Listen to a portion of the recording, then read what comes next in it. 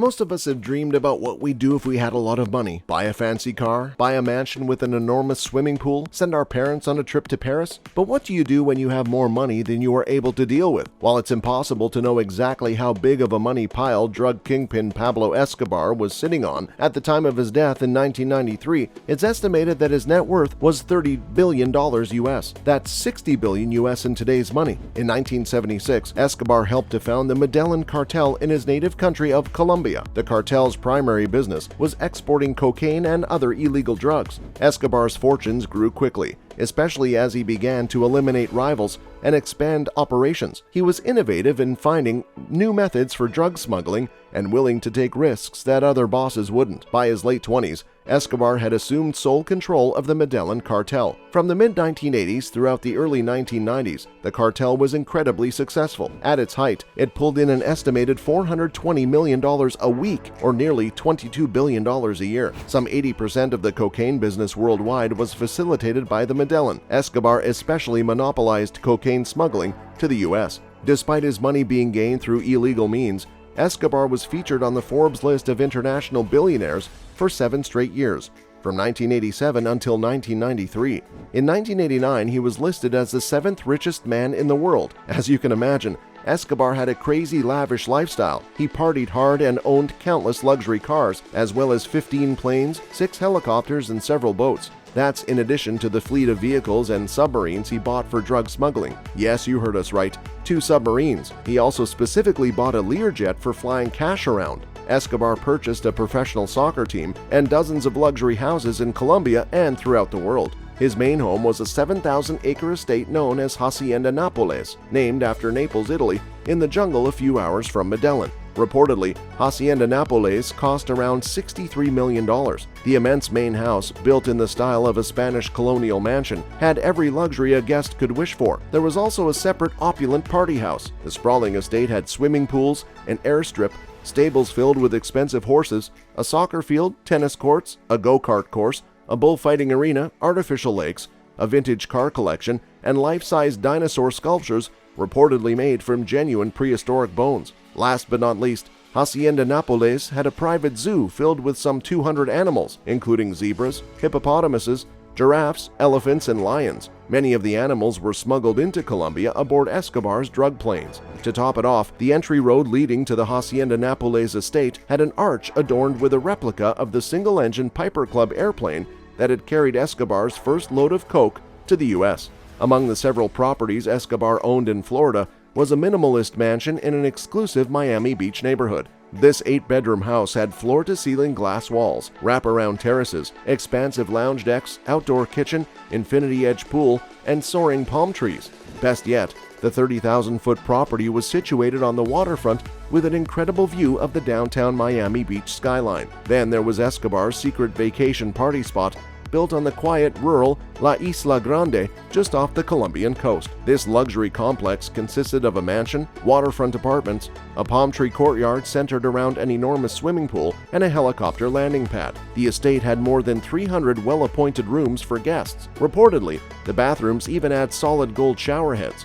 Escobar's most famous property was a prison. However, it was a prison unlike any others. By 1991, the glamour of Escobar's lifestyle was beginning to pall next to the extreme violence. Many enemies wanted him dead, some even placing a bounty on his head. Escobar turned to the Colombian government. After 6 months of secret negotiations, he was able to work out a deal. Escobar would go to prison, but he would get to choose the location. Entering prison would give Escobar protection from possible assassins, as well as prevent him from being extradited to the U.S. Escobar designed and built his prison, the luxurious La Catedral, or the Cathedral, high in the mountains above Medellin. Unofficially, La Catedral was called Club Medellin because it was more like a resort than a prison. Escobar's bedroom featured a circular rotating bed, and his bathroom had a private jacuzzi. The property included a soccer field, a discotheque, a bar, a large patio, and an enormous swimming pool with an artificial waterfall. La Catedral also had an office with cellular services, radio transmitters, computers, and a fax machine, which allowed Escobar to continue to run his business from prison. While living at La Catedral,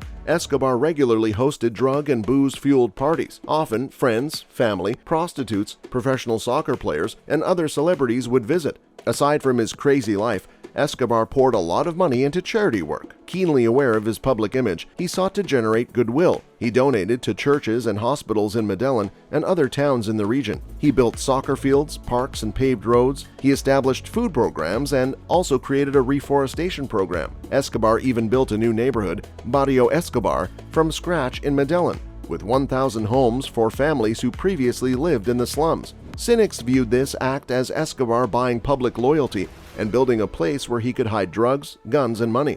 According to some locals, Escobar would occasionally show up in the town square and hand out money. He also once dressed as Santa Claus and handed out presents to children. His charitable acts earned Escobar the nickname of Robin Hood. He even got himself elected to Colombia's Congress in 1982 per his public service reputation. At this time, the authorities were just beginning to grasp the scope of his criminal enterprises, and the public wasn't yet aware. The Minister of Justice condemned Escobar and got him removed from the position. Later, Escobar retaliated by having the minister killed. Allegedly, in the late 1980s, Escobar offered to pay off his country's national debt of $10 billion if he would be exempt from any extradition treaty. Colombia declined the offer. Despite his lavish lifestyle, extravagant purchases, and charitable donations, Escobar simply wasted a lot of money. Yes, wasted. It was definitely a case of more money, no problems. Many months, Escobar took in so much money he couldn't launder it faster enough. The Colombian banks refused to touch his dirty cash, so he stashed some in Swiss accounts.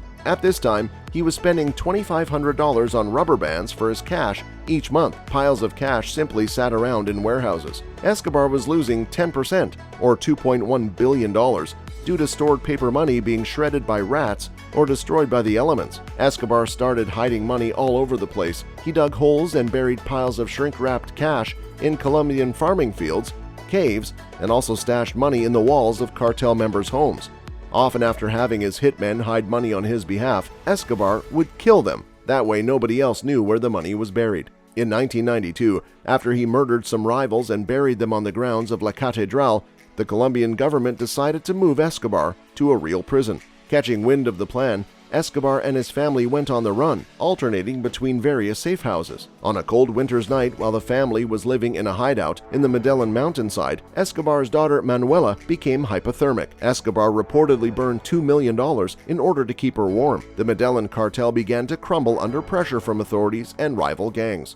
Eventually, the law caught up with Escobar, and he was gunned down during a shootout with Colombian National Police in December of 1993. Most of Escobar's immediate family continued to hide, worried about rival gangs, including the Los Pepes and the Cali cartel. After his death, the Colombian government seized Hacienda Nápoles, La Catedral, the vacation mansion on La Isla Grande, and several other Escobar properties. The majority of the animals at Hacienda Nápoles were transferred to regular zoos, but due to the cost and the trouble of moving them, 4 hippopotamuses were left behind in one of the lakes. The government then ignored the property for many years. Treasure hunters, fueled by rumors of riches hidden on the property, tore down some walls of the main house. No money was ever found. The property has since been rehabilitated by Benedictine monks who've turned it into an old folks' home. The mansion on La Isla Grande is being reclaimed by nature. It's a destination for adventurous travelers who want Instagram bragging rights. To get there requires a boat ride to the island and several hours trek through the jungle. In the U.S.,